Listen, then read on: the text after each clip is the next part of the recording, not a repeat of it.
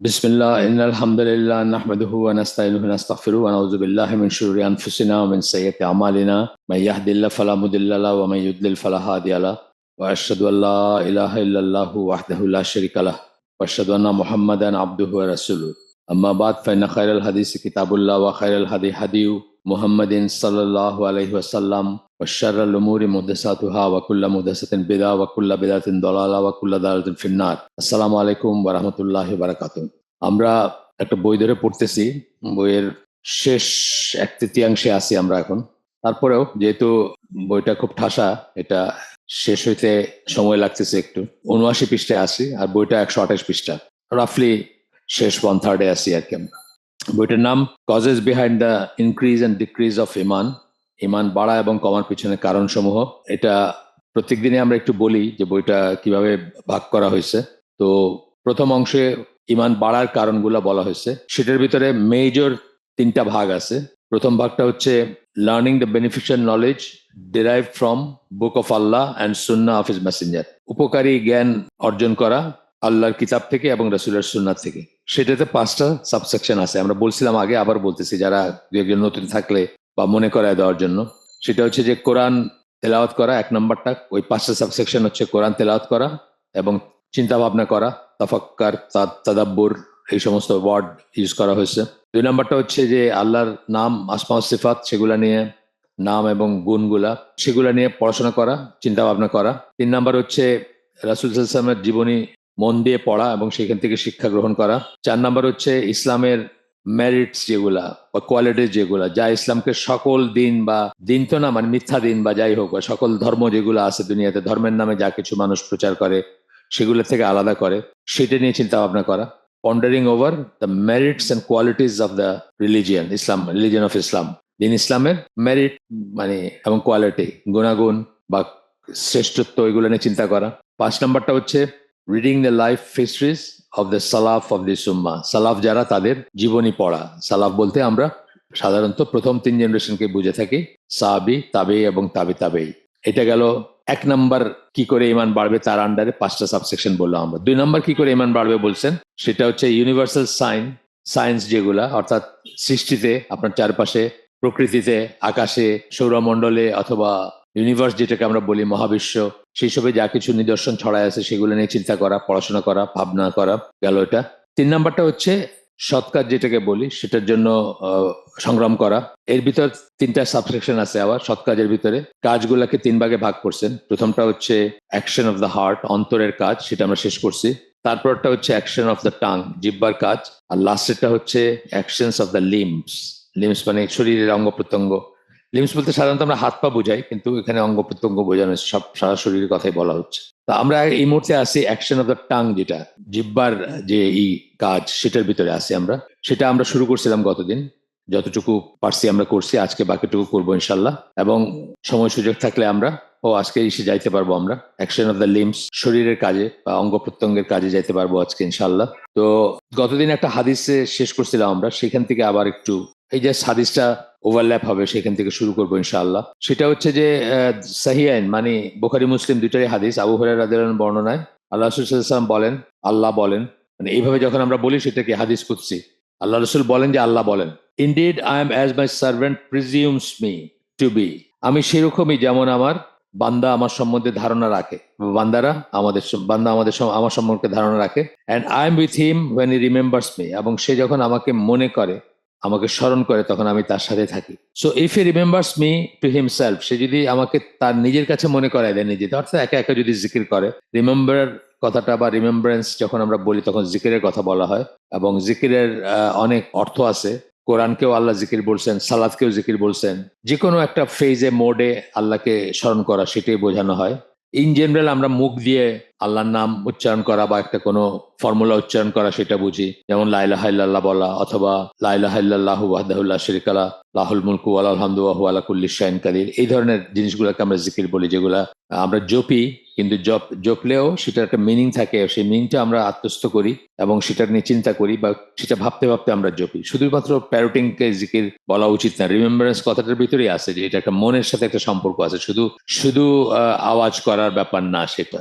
আর আমরা গতদিন তারেক জামিলের একটা কথা বলছি যে তারেক জামিলের কাছ থেকে একটা জিনিস আমি শিখছি, যদিও আমি তার ফলোয়ার না বা আমি সেই তার জামাত যা প্রিচ করে সেটার সাথে এগ্রি করি না, কিন্তু এটা পাকিস্তানি রাষ্ট্রীয় আয়োজনে কোনো একটা মোনাজাতের সময় উনি বলতেছিলেন যে দোয়া হচ্ছে চাওয়ার নাম, দোয়া জপার নাম না। মানে আমরা অনেকেই মনে করি দোয়া একটা ফর্মুলা, যেটা পড়লে একটা কিছু হয়ে গেল, তা না। দোয়া হচ্ছে চাওয়ার নাম, যেটা পড়তেছেন সেটা বুঝবেন, জানবেন এবং সেটা চাবেন আল্লাহর কাছে, সেটার নাম হচ্ছে দোয়া। যাই হোক, সেটা অন্য একটা পয়েন্ট। সো আল্লাহ বলতেছেন যে if he remembers me to himself, নিজেকে নিজের কাছে নিজে মনে করতেছে, অর্থাৎ নিজে নিজে একা একা মনে করতেছে।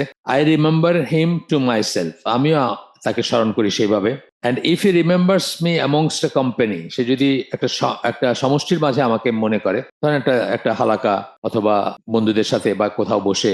এই জন্য অনেক সময় কি বলা হয় যে ধরেন এই যে খাওয়ার পরে যে আমরা আলহামদুলিল্লাহ বলি, শুক্রিয়া আদায় করি বা যাই করি, সেটা একটু মানে শব্দ করে করাটা রিকমেন্ডেড।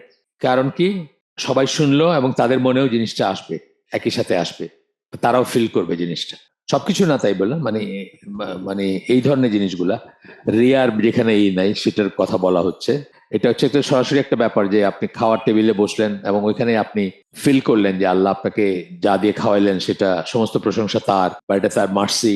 বহু মানুষ আপনার খাইতে পায় না অথবা অভুক্ত আছে, সেই কথা স্মরণ করে আপনি আল্লাহর কাছে শুকরিয়া আদায় করলেন আলাদা করে, এবং সেটা সশব্দে করলেন, অন্যরা শুনলো, অন্যরাও করলো। এইটা যেমন একটা কথা, এটা এখানে আসতে পারে। So if he remembers me and if he remembers me amongst a company, সে যদি তার সমষ্টির ভিতরে বা তার কোম্পানি মানে তার সহচর আছে কেউ এক বা একাধিক অন্য মানুষের সামনে যদি আমাকে মনে করে, I remember him amongst a company that is better then them, আমিও এমন একটা সমষ্টির সামনে তাকে তার কথা স্মরণ করি যেটা ওই তার সাথে যারা আছে তার চেয়ে বেটার, অর্থাৎ ফেরেশতাদের মাঝে আল্লাহ তার কথা বলেন বা তাকে প্রেস করেন। এখানে হাদিসের আর ডট ডট ডট ডট আছে, পুরা হাদিস দেন না এখানে, এখানেই শেষ ছিল হাদিসটা।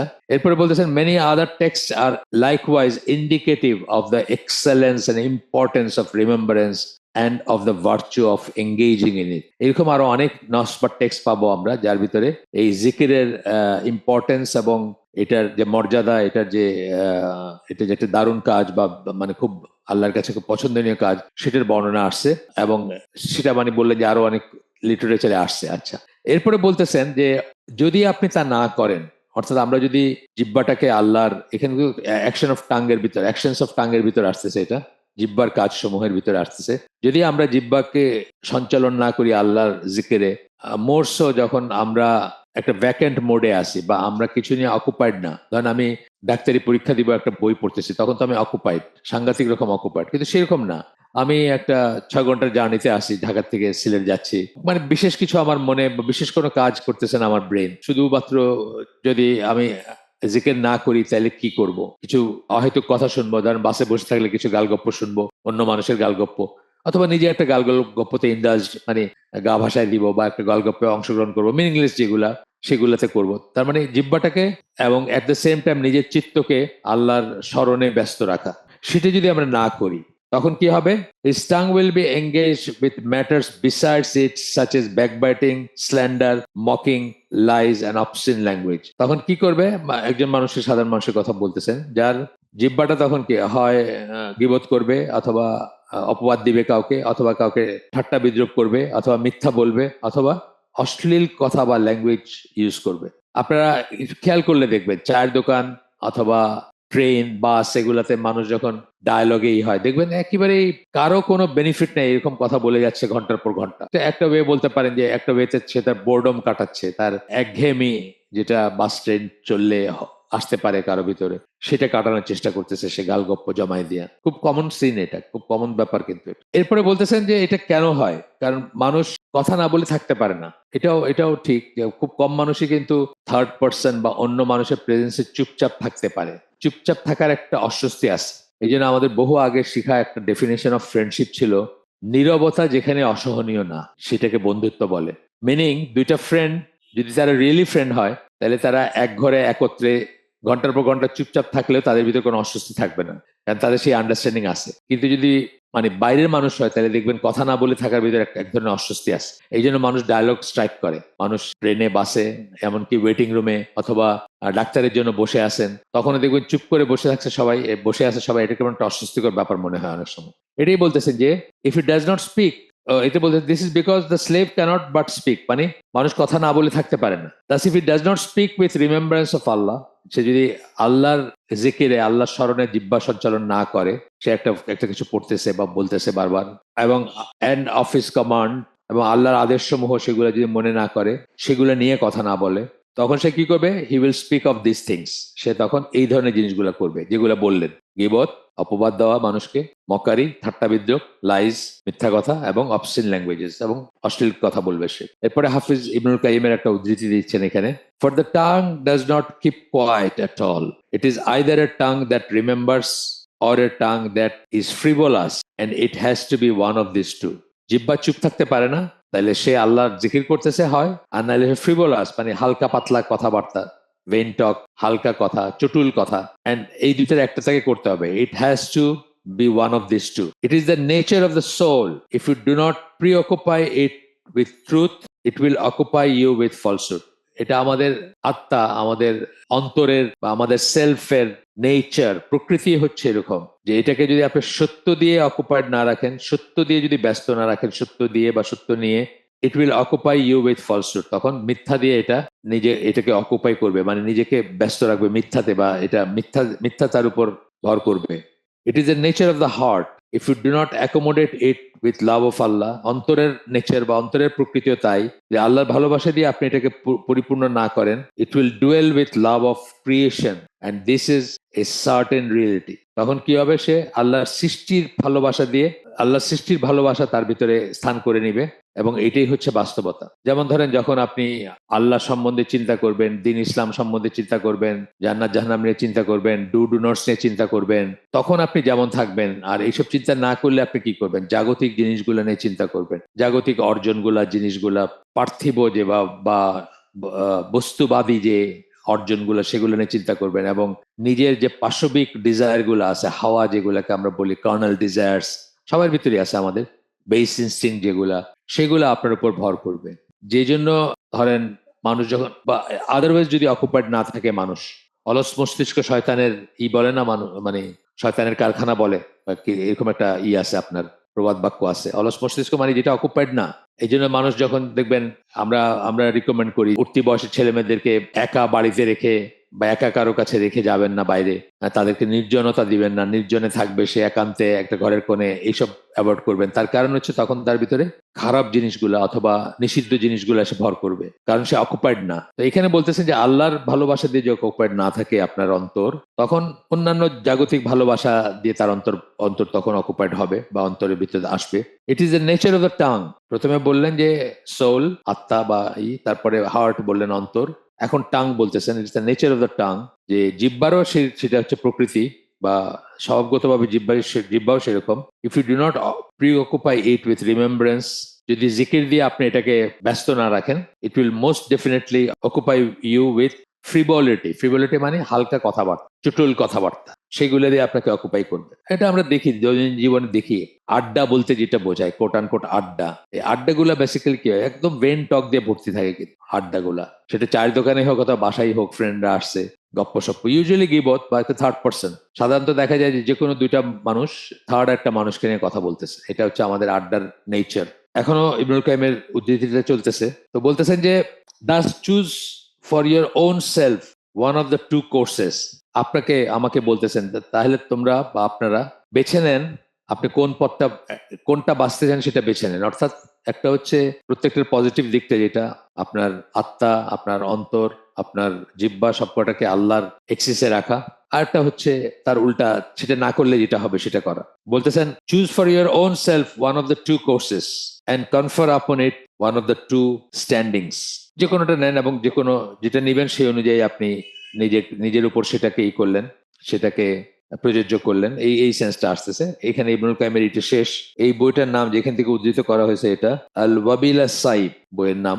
আমি অবশ্য এই বই পড়ার আগে কোনদিন শুনি না এই বইয়ের নাম। ওনার অনেক বই আছে, সবকটা আমরা শুনছি, এমন কোনো কথা নাই। এখানে অ্যাকশন অফ দ্য টাং শেষ হচ্ছে। আর এই প্রসঙ্গে আমার হঠাৎ মনে হলো যে ওই আমাতুল্লাহ আমস্ট্রং, যার কথা আপনাদেরকে আরেকদিন বলছি বোধহয় আমি, একটা অস্ট্রেলিয়ান কনভার্টেড মুসলিম মহিলা। তো উনি যখন নতুন মুসলিম হয়েছেন তখন ট্রাভেল করতেছেন, তো এয়ারপোর্টে বা কোথাও বসে আছেন অপেক্ষা করে, ওইভাবে জিহ্বা নড়তেছে বোঝা যাবে না, বাট উনি আল্লাহর জিকির করতেছিলেন। তখন আরেকজন খ্রিস্টান নান বা ওইরকম মহিলা ধর্মযাজক যারা, তারা মহিলা আর কি, উনি তাকে দেখে বলতেন, তুমি তুমি আল্লাহকে স্মরণ করতেছো তাই না, মানে জিকিরটা উনি ঠিকই বুঝছেন। মানে যে কোনো একটা ভেন্টক এদিকে তাকায় থাকে ওইদিকে তাকায় থাকে, অন্যরা কেমন হাঁটতেছে, কি করে বসলো, কি করে কি কাপড় পরছে, এগুলার চেয়ে চুপচাপ নিজের মনে আল্লাহর জিকির করা, সেই সেই সিচুয়েশনটার কথা বলছেন এখানে। যাই হোক, হঠাৎ মনে হইলো আমার, সেই জন্য বললাম। খ্রিস্টানদের ভিতরে আছে এটা, সেটা যে যেমনই হোক আছে, যারা প্র্যাকটিসিং খ্রিস্টান ভাই, যে রোজারি যেটাকে আমরা বলি, মানে তসবি যেটা, এটা তসবির দানা আছে না, দানালা তসবি যেটা মালা,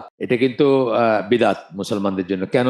মানে এটা খ্রিস্টানিটি থেকে আসছে, তারা এই এইরকম একটা মালা জপ্ত, হিন্দুরাও জপে। আমাদের জন্য এটা বিদাত এই জন্য যে এটার ভিতর যদি আপনি সোয়াব মনে করেন, বাংলাদেশের মানুষ বা সারা দুনিয়ার মুসলমানরাই কিন্তু অনেকেই তসবি ক্যারি করা বা তসবি টিপাটা বা তসবি নিয়ে হাঁটা চলাফেরা করাটাকে একটা সোয়াবের কাজ মনে করে। সেটা যদি মনে করেন তাহলে এটা বিদাত, বিকজ এটা ইসলামের কোনো ট্র্যাডিশন না, এটা আসছে খ্রিস্টানিটি থেকে। কিন্তু আমরা বলি যে কেউ যদি এমন হয় যে উনি ভুলে যাচ্ছেন, উনি একটা কিছু কাউন্ট করতে চান, যেমন ধরেন লা ইলাহা ইল্লাল্লাহু ওয়াহদাহু লা শারীকা লাহু লাহুল মুলকু ওয়া লাহুল হামদু ওয়া হুয়া আলা কুল্লি শাইইন কাদির, এটা 100 বার পড়ার কথা আসছে হাদিসে। এখন উনি 100 বার পড়তে যান, কিন্তু উনি দেখেন যে সবসময় খেয়ে হারায় ফেলেন, শুধুমাত্র গণনার জন্য উনি করতে চান, কোনো সওয়াবের নিয়ত নাই যে তসবিহ টিপলে কোনো সওয়াব হয়। সেই ক্ষেত্রে সেটা তিনি করতে পারেন, সেটা জায়েজ। সেটা নানা রকম এমনি দানার তসবিহ করতে পারেন, অথবা নানা রকম কাউন্টার আছে এখন, সেগুলো ইউজ করতে পারেন। ওই রকম কেসে সওয়াবের, এটাতে স্পেশাল কোনো সওয়াব আছে বা স্পেশাল কোনো তাকওয়ার ব্যাপার আছে, এটা মনে আসতে পারবে না। এটা মনে আসলে কিন্তু আবার বিদআত হয়ে যাবে, সেটাও। তো এটা বোঝার ব্যাপার আছে। এখন আমরা আসবো action of the limbs. Action of the limbs, অঙ্গ প্রত্যঙ্গের কাজে। হার্ট এবং শেষ করছি আমরা। এখানে বলতেছেন সালাত, সিয়াম, হজ, জাকাত, সাদাকা, জিহাদ এবং আরো অনেক কাজ আছে যেগুলা এই শ্রেণীর কাজে পড়বে, অর্থাৎ শারীরিক কাজ। যেগুলো বললাম এগুলো সবকটা কিন্তু শারীরিক কাজ আছে, শরীর দিয়ে কাজটা করতে হয়। সাদাকা, জাকাতও তাই। আসলে আপনাকে এফোর্ট নিয়ে বা আপনাকে চেষ্টা করে, প্রথমে কি জাকাত দিবেন, আপনি প্রথম কি করতে হবে? ক্যালকুলেট করতে হবে জাকাত কত হয়েছে, তাই না? এখান থেকে কাজ শুরু হয়ে গেল। আপনাকে ক্যালকুলেট করতে হবে, নিয়ত করতে হবে, তারপরে সেটা পৌঁছায় দিতে হবে, ডিস্ট্রিবিউট করতে হবে, কারেক্ট জায়গায় যেন যায় সেটার ব্যবস্থা করতে হবে, অ্যান্ড সো অন। জিহাদ তো পুরাটাই শরীরের ব্যাপার, মনেরও আছে অফকোর্স, নিজের শরীর খাটাইতে হবে। সালাতে শরীর খাটাইতে হয়, সিয়ামের শরীরের ব্যাপার আছে, অ্যাবস্টেন করতে হয়, শরীরের উপর দিয়ে কষ্ট যায়, হজে যায়, অ্যান্ড সো অন। এরপরে বলতেছেন two accomplish this acts in a proficient and complete manner. সুন্দর করে এবং প্রফিশিয়েন্ট মানে সুন্দর করে এবং পরিপূর্ণ করে করার জন্য, বা দক্ষতার সাথে করার জন্য, বা করবেন আপনি, যদি করতে পারেন, is one of the most tremendous causes behind the strengthening and increase of iman. তাহলে সেটা হবে, এই কাজগুলো যদি ঠিকমতো করতে পারেন, সেগুলা আপনার ইমানকে শক্ত করবে এবং ইমান বাড়ায় দিবে। ঠিক আছে? তারপরে করতেছেন খুব সুন্দর 11টা আয়াত, আপনার সূরা মুমিনুন 23 নম্বর সূরা, 1 থেকে 11 নম্বর আয়াত কোট করতেছেন এখানে। আমরা পড়ি ইংলিশটা, জানেন আপনারা সবাই, হয়তো অনেকেই জানেন। এটা তেলাওয়াত মানে নামাজে প্রায় পড়া হয়, যারা আমরা মসজিদে নামাজ পড়ি তারা শুনি ঘন ঘন এটা। আল্লাহ বলতেছেন যে successful indeed are the believers, those who offer their prayers with all solemnity and full submissiveness. তারাই সাকসেসফুল যারা খাশিউন বলছেন এখানে, খাশিয়া একটা বলি না, খুশু বলি আমরা যেখান থেকে, যেটাকে বলি সেটা সহকারে যারা সালাত আদায় করে, তাদেরকে আল্লাহ সাকসেসফুল বলতেছেন। এরপরে বলতেছেন হু টার্ন অ্যাওয়ে ফ্রম আল লাগওয়া আর কি, আসলে শব্দটা লাগওয়া বা লাগউই, এখানে আনিল লাগউই আসছে। তো লাগু বলছেন এখানে, যারা ভেন টক বা ভেন কাজ, অহেতুক কথা, অহেতুক কাজ, অর্থহীন কথা, অর্থহীন কাজ থেকে সরে থাকে, মুখ ফিরায় থাকে। হু পে দ্য জাকাত, যারা জাকাত দেয়। হু গার্ড দেয়ার চেস্টিটি, যারা তাদের লজ্জাস্থান হেফাজত করে। Except from their wives or those that their right hand possesses, তাদের ওয়াইফদের কাছ থেকে, ওয়াইফদের ব্যাপারে মানে ওয়াইফদের ছাড়া অন্যদের কাছ থেকে লজ্জাস্থান হেফাজত করে। ওয়াইফ এবং রাইট হ্যান্ড পজেসেস মানে কৃতদাসী যারা, তাদের ছাড়া, কনকিউবিন যাদেরকে আমরা বলি। For them they are free from blame, মানে এদের ব্যাপারে কোনো ব্লেম নাই। ওয়াইফ এবং কনকিউবিন যদি থাকে, তার ব্যাপারে কোনো ব্লেম নেই। কনকিউবিনের এখন কোনো সম্ভাবনাই নাই, আপনারা জানেন। কিছু কিছু চরমপন্থী দল, তারা বর্তমান যুগে কাফের দেশে থাকবে, ইংল্যান্ডে আমেরিকায় থাকবে, সাদা চামড়া একটা মেয়ের সাথে লিভ টুগেদার করে, এবং সেটাকে বলতে চায় যে তাদের কনকিউবিন। এটা একেবারেই ফ্যালাসিয়াস এবং একেবারেই হারাম কাজ, কোনোভাবেই কোনো ইসে পড়ে না এটা। হ্যাঁ, সেটা যদি আবার কোনোদিন কাফের মুসলিমে জিহাদ বা যুদ্ধ হয়, এবং সেই যুদ্ধে যদি মুসলিমরা অনেক কাফেরদেরকে বন্দী করেন, এবং সেই মুসলিমদের আমির যিনি, তিনি যদি ডিসাইড করেন যে এদেরকে কৃতদাস হিসাবে রাখা হবে এবং ডিস্ট্রিবিউট করে দেওয়া হবে ইসের ভিতরে, মুসলিমদের ভিতরে বা যোদ্ধাদের ভিতরে, যেভাবে ডিসাইড করেন, তখন সেই দিন আবার আসতেও পারে। বাট তার আগে এইসব ফ্যালাসিস কথাবার্তা বলে আপনি করবেন যে এটা কৃতদাসী, সুতরাং আপনার জন্য এটা জায়েজ বা এর সাথে বসবাস করা ঠিক আছে না, এটার কোনো স্কোপ নাই। আর মানুষ যখন অন্যায় কাজ করে, পৃথিবীর যে কোনো অন্যায় কাজ, সেটা খুন হত্যা থেকে শুরু করে যে কোনো কিছু, মানুষ কিন্তু এক ধরনের করে সেটাকে জাস্টিফাই করার চেষ্টা করে এবং করতে পারে বা করে, নিজের কাছে হইলেও করে। তা নাইলে মানুষ কোনো অন্যায় কাজ করতে পারতো না। আপনি দেখেন যে যত ছোটতে ঘুষ খাওয়া থেকে শুরু করেন, ঘুষ খাওয়া, সুদ খাওয়া, সিনেমা দেখা, গান শোনা, সবকিছুর পিছনে তার কিন্তু একটা এক্সকিউজ থাকবে, কোনো না কোনো ভাবে সে জাস্টিফাইড করে নিচ্ছে। যেমন গান শুনে যে সে আর কি অনেক রেয়ার কারো একটা ফতোয়া বাইর করবে যে আসলে গানে যদি অশ্লীলতা না থাকে, অশ্লীল কথাবার্তা না থাকে, ইরোটিক বা অ্যামোরাস কথাবার্তা না থাকে, তাইলে সেটা শোনা যেতে পারে। এইভাবে সে ঘুরায় ফিরায় জায়েজ করে সেটাকে এক ধরনের কমফোর্ট ফিল করার চেষ্টা করবে। এটা মানুষের নেচার। এগুলো তো অনেক বড় কথা বললাম, ছোট কথা। আমরা যখন ছোট, আমাদের বাবা মা কিছু একটা নিষেধ করছেন আমাদেরকে, সেই কাজটা আমরা করে ফেলছি, ধরা খাইছি বা ধরা পড়ছি, বাবা মা বলতেছেন যে কেন করলা, তোমাকে তো এটা না করছি, তখন দেখবেন যে আমরা অলওয়েজ একটা যুক্তি দেখানোর চেষ্টা করি যে না, মানে আমি আসলে এটা করতে চাই নাই, কিন্তু এরকম হয়ে গেছে বা একটা কিছু। এবং সেইভাবে কিন্তু ছোট থেকে ছোট, বড় থেকে বড়, আমরা যখন একটা অন্যায় করি, এটা তো একটা ইমানের একটা ডেফিনেশন যে আপনার ভিতরে ততক্ষণ ইমান আছে বুঝতে হবে যখন আপনার একটা খারাপ কাজ আপনাকে পীড়া দেয়, তার মানে আপনার ভিতরে ইমান অবশিষ্ট আছে। যখন একটা খারাপ কাজ আপনাকে কোনো পীড়া দেয় না, মানে কোনো ধরনের গিলটি ফিলিং নাই আপনার, তখন আপনি নিজেকে নিয়ে চিন্তিত হওয়ার ব্যাপার আছে যে আপনার হয়তো ইমান আর নাই, অবশিষ্ট নাই। ঠিক আছে, তো আমাদেরকে এটা করবে, আমাদের ভিতরে এটা হবেই, গিলটি ফিলিং আসবে, এবং তখন আমরা কি করব, একটা ডিফেন্স মেকানিজম তৈরি করব যে হ্যাঁ, এটা মানে ঠিক ওইরকম করি নাই আমি, বা ঠিক ওইটা করি নাই। আমি মদ খাই কিন্তু আমি মাতাল হই না, এই কথা আমি মুসলমানদের আর্গু করতে শুনছি যে আমি মদ খাই কিন্তু আমি মাতাল হই না। এরপরে বলতেছেন যে শেষ হয় নাই সূরা মুমিনুরের এটা, আমরা জাস্ট ওয়াইফ এবং রাইট হ্যান্ড পজেসেস ওইখানে আটকে গেছি। এরপরে বলতেছেন however whoever seeks beyond that then they are the transgressors. এর বাইরে যারা যাবে, বাইরে গিয়ে কিছু চাবে, মেইনলি আপনার লজ্জাস্থান হেফাজতের সাথে ইগুলা করে বলতেছেন, মানে যে কথাগুলো আসছে তার ইসে বলতেছেন, দেন দে আর দ্য ট্রান্সগ্রেসার, তারা হচ্ছে সীমা লঙ্ঘনকারী। Those who are faithfully true to their amanah and covenant. আমানা মানে যে ট্রাস্ট, তার কাছে কেউ কিছু রাখছে, কিছু গচ্ছিত রাখছে। কভেনেন্ট মানে কোনো চুক্তি বা সন্ধি বা লিখিত কোনো আন্ডারস্ট্যান্ডিং বা contract. And those who strictly guard their prayers, আবার রিপিট করলেন, এবং those who strictly guard their prayers, যারা তাদের সালাদকে হেফাজত করে। এখানে কাদের কথা বলা হচ্ছে? Successful indeed are the believers, those who, তার আন্ডারে আসতেছে এগুলো। এরপরে আবার বললেন কি, যারা ফেথফুলি ট্রু টু দেয়ার আমানত, যে আমানত রক্ষা করে, এন্ড কভেনেন্টস, কভেনেন্টস হচ্ছে সন্ধি বা চুক্তি, and those who strictly guard their prayers, এবং যারা তাদের সালাদকে হেফাজত করে, স্ট্রিক্টলি মানে শক্তভাবে হেফাজত করে। সালাদকে হেফাজত করার উপর অনেক কথা আছে, কি বোঝায় সেটার উপর অনেক কথা আছে। These are indeed the inheritors who shall inherit Firdaus, এরা হচ্ছে উত্তরাধিকারী কিসের? ফিরদৌস, জান্নাতুল ফিরদৌসের উত্তরাধিকারী। They shall abide therein forever, তারা চিরকাল সেখানে থাকবে। 11টা আয়াত এখানে আছে। সালাতের কথাটা দুইবার বললেন, এটার কারণ আছে, পরে আমরা দেখবো না, আসবে এটা। প্রথমে একবার বললেন, পরে আরেকবার বললেন। এবং আমানত রক্ষা করা, এটা একটা সাংঘাতিক একটা ব্যাপার। আমানত রক্ষা করা একটা ওয়াইড কথা, মানে কাউকে, কেউ আপনার কাছে একটা গোপন কথা বলছে, সেটা যেমন রক্ষা করা, বলছে যে কাউকে বললেন না, সেটা যেমন কাউকে বললেন না ভিতরে রাখা। আবার অন্যদিকে কেউ আপনার কাছে কিছু একটা গচ্ছিত রাখছে, টাকা পয়সা বা আরো কিছু হইতে পারে, সেটাই করা।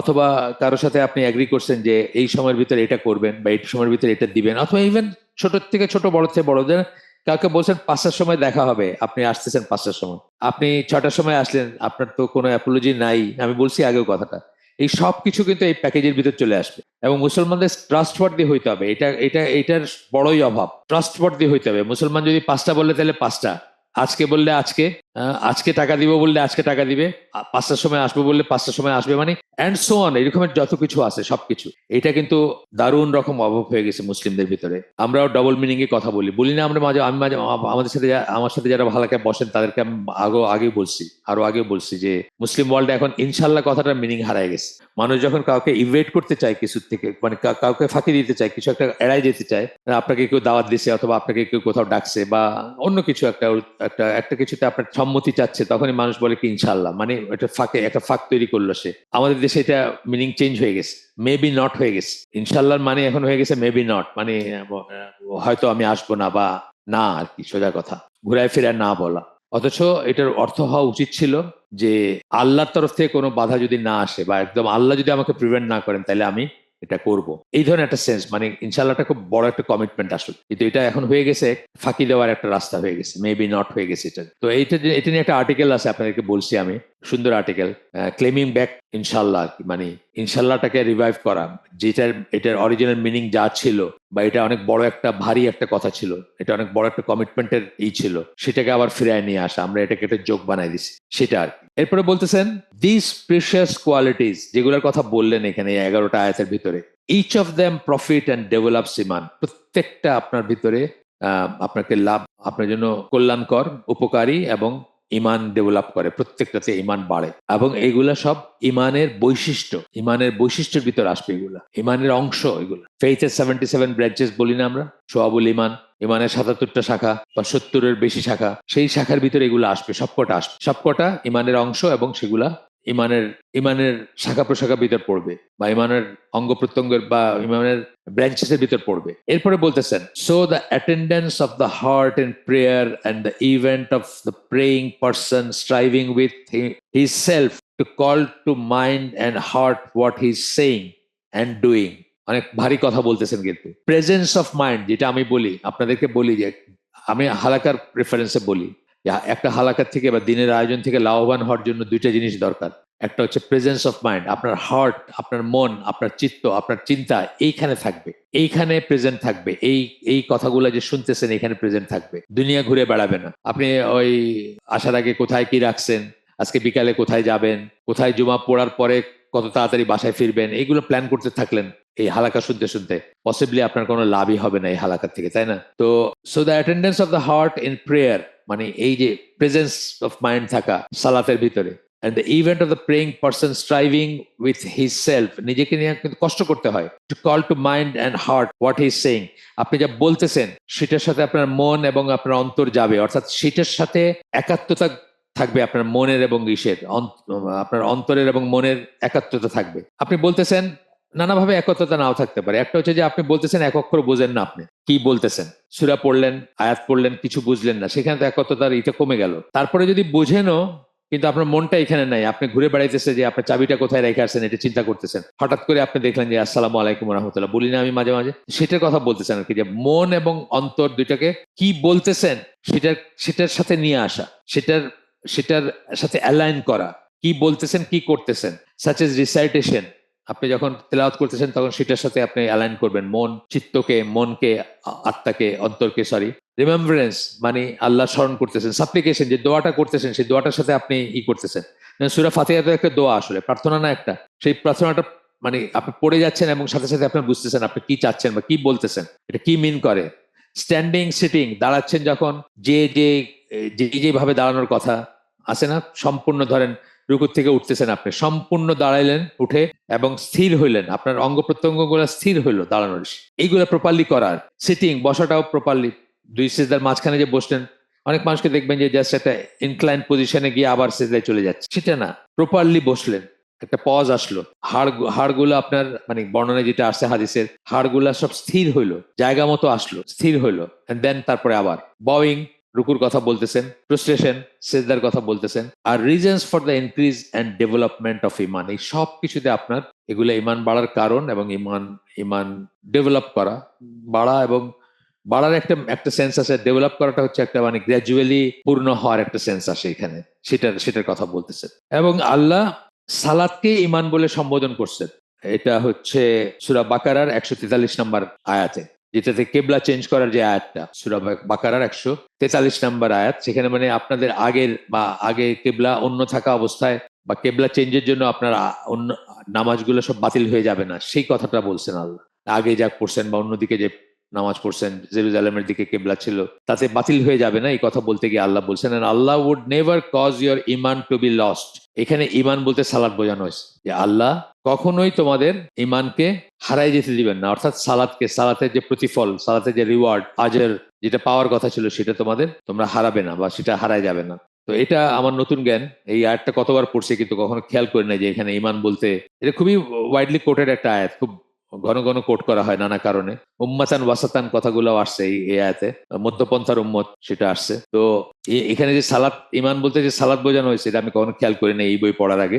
এরপরে আরেকটা আয়াতে আল্লাহ বলতেছেন, এটা হচ্ছে ঈশের আয়াত, সূরা আনকাবুতের আয়াত, যেখানে ওই যে অশ্লীলতার ব্যাপারগুলো আসছে, সম্ভবত অশ্লীলতার ব্যাপারগুলো আসছে যেখানে। এন্ড এস্টাবলিশ দ্য প্রেয়ার, সালাত কায়েম করো।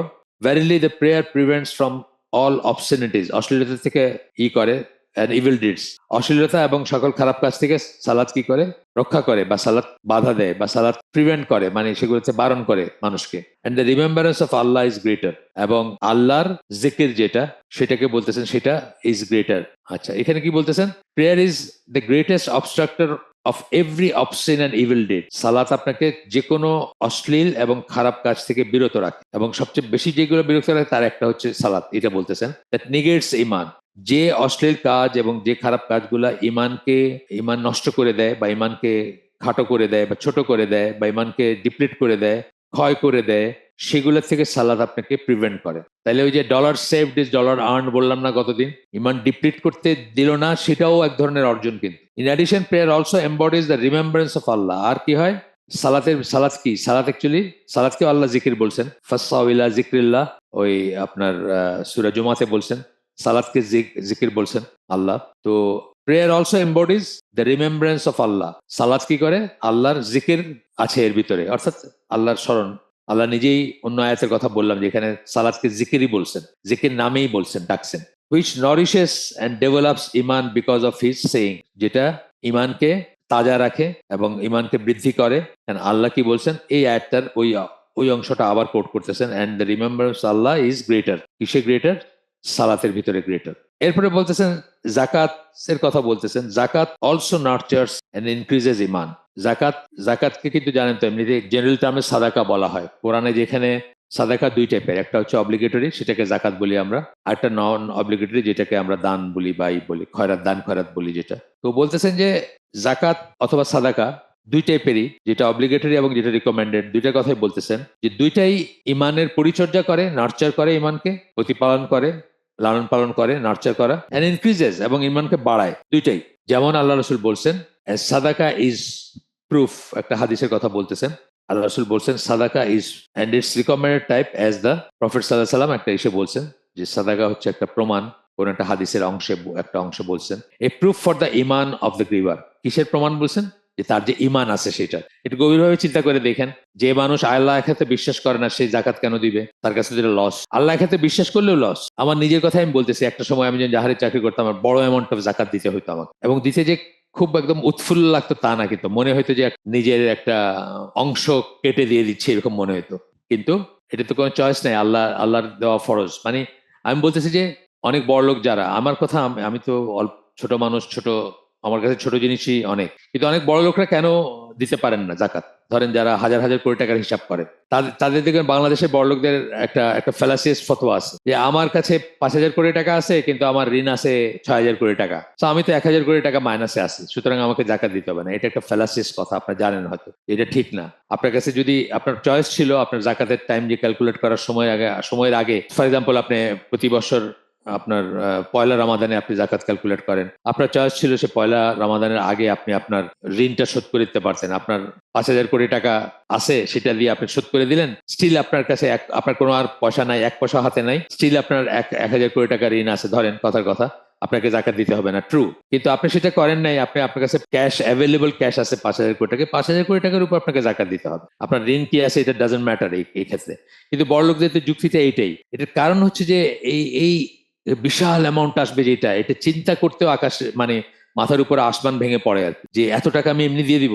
সেটা দিতে হলে কি দরকার হয়, কি দরকার হবে, ইমান দরকার হবে, আল্লাহ একাতে বিশ্বাস করতে হবে, বিশ্বাস করতে হবে যে এটা দেওয়া অব্লিগেটরি, না দিলে শাস্তি আছে, বিশ্বাস করতে হবে যে এটা দিলে সওয়াব আছে, এটা দিলে আল্লাহকে প্লিজ করে এমন একটা ফরজ কাজ করলেন আপনি, সেটা বিশ্বাস না করলে এটা দিতে পারবেন না। এই জন্য আল্লাহ রসুল বলছেন যে সাদাকা ইজ প্রুফ অফ কি, that is proof for the Iman of its giver, যে দিচ্ছে তার ইমানের প্রমাণ, এটা নিদর্শন, এটা তার যে ইমান আছে এটা নিদর্শন বা প্রমাণ। Hence it is evidence of ইমান and it nourishes and develops it, ইমানকে তাজা রাখে এবং ইমানকে ডেভেলপ করে, মানে আরো ইমান বাড়ে, তার বাড়তে থাকে। ফার্দার টু অ্যাভয়েড ফ্রম লাগওয়া আর কি, যেটা বলছিলাম আমরা, ভেইন টক, ভেইন অ্যাকশনস, অহেতুক কথাবার্তা, অহেতুক কাজকাম, সেগুলা সবকিছু চলে আসবে এটার ভিতরে। স্পিচ অর অ্যাকশন আর কি, which is any speech of action that is void of good, যেটাতে কোনো কল্যাণ নাই। আমরা কত কথা বলি যেগুলোতে কোনো কল্যাণ নাই। এই জন্য ওই হাদিসে আসছে না, হয় উত্তম কথা বলো না চুপ থাকো। কত কথা বলি যেগুলো কোনো কল্যাণ নাই, কত কাজ করি যেগুলো কোনো কল্যাণ নাই, তাই না? কত কাজ করি আমরা। নিউ ইয়ার্স ডেতে পটকা ফোটাই, হ্যালোইনে কুমড়া কিনি, নানা রকমের কাপড় চোপড় কিনি। নজবিল্লা মুসলমানরা আজকাল করতে শুরু করছে, বাংলাদেশি মুসলমানরাই স্পেশালি নাম করা ইংলিশ মিডিয়াম স্কুলের সাথে যারা জড়িত, তারা তো এগুলা রেগুলার পালন করে আসতেছে গত 20, 25, 30 বছর ধরে। আজকে থেকে 2005-এ আমি একটা আর্টিকেল লিখছি, সেখানে আমি উল্লেখ করছি সেটা। আমি একটা পেপারের কথা বলছি, পেপারে একটা আর্টিকেল উঠছে, একজন মহিলা ট্রাফিক জ্যামের উপরে আক্ষেপ করে বলতেছেন যে এত কষ্ট করে তার বাচ্চার জন্য স্কুলে হ্যালোইন পার্টির জন্য একটা ড্রেস বানাইছেন, কিন্তু ট্রাফিক জ্যামের জন্য উনি সেটা সময় মতো নিয়ে পৌঁছাইতে পারেন নাই। এটা আজ থেকে 15 বছর আগের কথা বা আরো আগের কথা, 2005-06-এর এক কথা এটা। তো এইগুলো আর কি ভেইন টক এবং ভেইন অ্যাকশনের ভিতর পড়বে, লাগোয়া যেটাকে আমরা বললাম। তো সেগুলার থেকে বেঁচে থাকতে বিশ্বাসীরা কি করে? স্পিক অ্যান্ড ডু ওয়েল, ভালো কথা বলে এবং ভালো কাজ করে। ওই যে একটা একটা খারাপ কাজ করলেন না মানে একটা ভালো কাজ অলরেডি, আর সেটাকে রিপ্লেস করলেন একটা ভালো কাজ দিয়ে, মানে ওটাকে ঢোকার কোনো রাস্তাই রাখছেন না। ধরেন একটা সময় 1 ঘন্টা সময় আপনার কাছে স্পেয়ার আছে, আপনার মনে হলো আচ্ছা বাসায় কেউ নাই, আমি একটা একদম লেটেস্ট মুক্তি পাইছে একটা সিনেমা, এখানে ফ্রি দেখাচ্ছে, আমি একটু দেখি, কেউ জানলো না, খারাপ কাজ। তো একটা ভালো কাজ, এই 1 ঘন্টার জন্য যে ভালো কাজই করেন, যে আমি বাগানে যাই, বাড়ির সামনের বাগানে বা গ্রামে আপনার উঠানের বাগানে গিয়ে আগাছাগুলো সাফ করি, ধরেন এই ধরনের একটা ভালো কাজ আপনি করলেন, তাহলে কি হলো? প্রথম লাভটা হলো যে আপনি একটা খারাপ কাজ থেকে বেঁচে গেলেন, নেগেটিভ জিনিসটা আসলো না। আর দ্বিতীয় হলো অন টপ অফ দ্যাট আপনি একটা প্রকৃতির জন্য, পরিবেশের জন্য, প্রতিবেশের জন্য বা গাছপালা এগুলার যত্ন নেওয়া, এগুলো প্ল্যান্ট মানে এগুলা রোপণ করা, এগুলো তো সুন্নাতে আসছে, আপনি একটা ভালো কাজ করলেন, মানে ডবল হলো আপনার লাভ হলো। Speak and do well and abandon evil in both speech and action. তখন বিশ্বাসী কি করবে? ওটার থেকে বেঁচে থাকার জন্য সে ভালো কাজ করবে, ভালো কথা বলবে এবং খারাপ কাজ এবং খারাপ কথা থেকে বেঁচে থাকবে। This is without doubt from Iman, and Iman increases and profits from ইট। এটা হচ্ছে ইমানের একটা অংশ, এই যে কাজগুলো যার কথা বললাম এখন, যা করলেন আপনি বা যা করবেন, এবং সেটা ডেফিনেটলি এটা একটা ইমান, এটাই ইমান বা ইমানের একটা অংশ, এবং এটা ইমান বাড়ায়। ইনক্রিজেস ইমান, প্রফিটস ফ্রম ইট, ইমান বাড়ে এবং সেখান থেকে আপনি লাভবান হন। একটা হচ্ছে ইমান বাড়া এবং একটা ইমান বেড়ে আপনি লাভবান হলেন, মানে সেটা থেকে আরো আপনি প্লাস অর্জন করবেন বা করেন, প্লাস পয়েন্টার। এই জন্য সাহাবীরা এই জিনিসটা খুব ভালো রিয়েলাইজ করতেন বা রিয়েলাইজ করছিলেন। এই জন্য তারা একজন আরেকজনকে বলতেন, sit with us so that we may have ইমান ফর অ্যান আওয়ার। আসো আমাদের সাথে বসো, মানে আমরা একত্রে বসি, দিন নিয়ে আলোচনা করি। So that we may have ইমান ফর অ্যান আওয়ার, আমাদের জন্য 1 ঘন্টা জন্য আমাদের জন্য ইমানের উপর থাকি আমরা, অর্থাৎ ভালো কাজ করবো, ভালো কথা বলবো, দিনের কথা বলবো ইত্যাদি। এরপরে বলতেছেন যে abstaining from forbidden and indecent act. আপনি যদি ফরবিডেন একটা নিষিদ্ধ, আর ইনডিসেন্ট মানে ইমপ্রপার, যেটা ঠিক না, খারাপ, অসুন্দর, ইনডিসেন্ট, ডিসেন্টের উল্টা, সুন্দরের উল্টা, অসুন্দর, খারাপ কাজ, অশ্লীল কাজ। Specially the obscenity of fornication, specially ব্যভিচারের যে অশ্লীলতা সেটার কথা বলতেছেন। This is definitely a great sin. Abstaining এর কথা বলতেছেন, মাফ করবেন আমি ভুল পড়ছি, অ্যাবস্টেনিং এর কথা বলতেছেন। আপনি খারাপ কাজ থেকে বেঁচে থাকলেন, স্পেশালি ব্যভিচার সুলভ বা ব্যভিচারের দিকে যা নিয়ে যায় তার থেকে বেঁচে থাকলেন, এটা ডেফিনেটলি গ্রেট সাইন অফ ইমান, এটা অত্যন্ত বড় ইমানের একটা আলামত।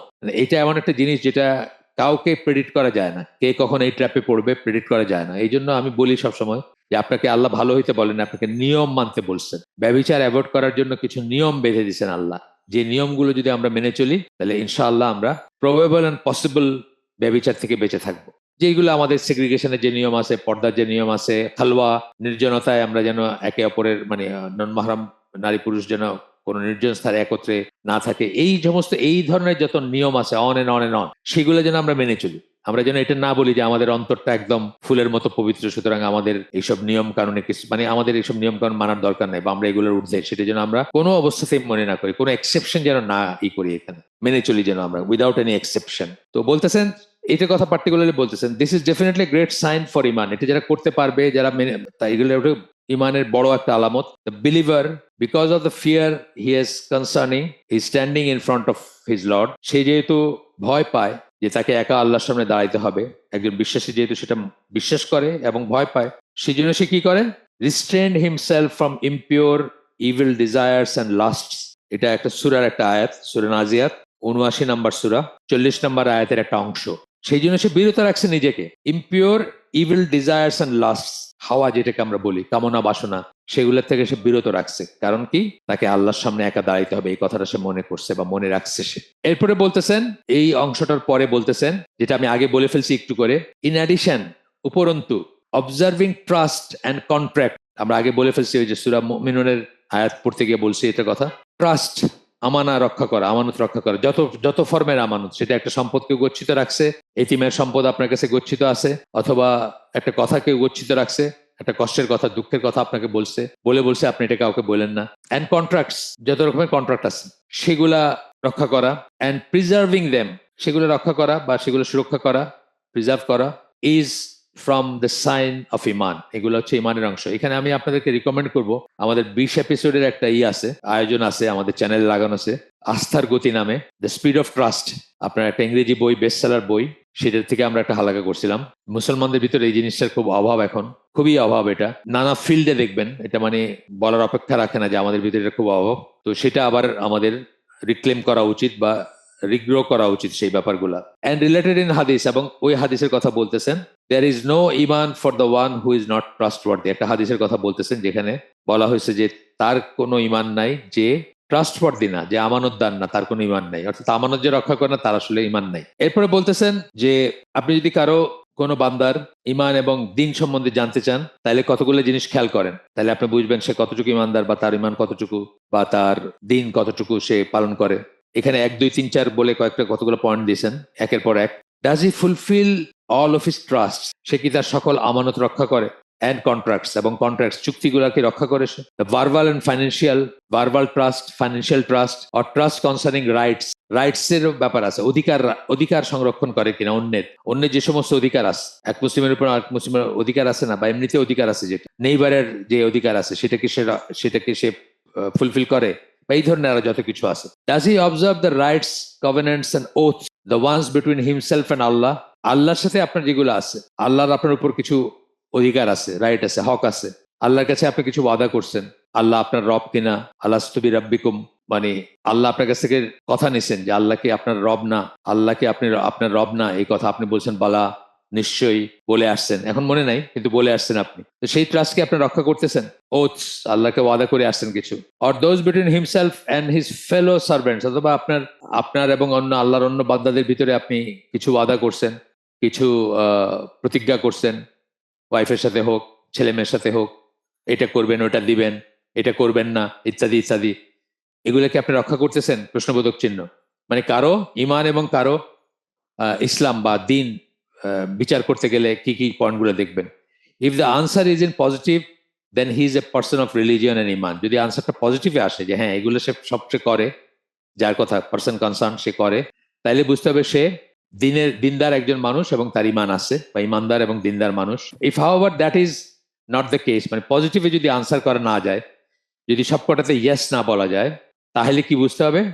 হিজ রিলিজিয়ান এন্ড ইমান উইল বি ডেফিসিয়েন্ট, তার ইমান এবং দিন ত্রুটি আছে, in accordance to the level of his infringement of these obligations.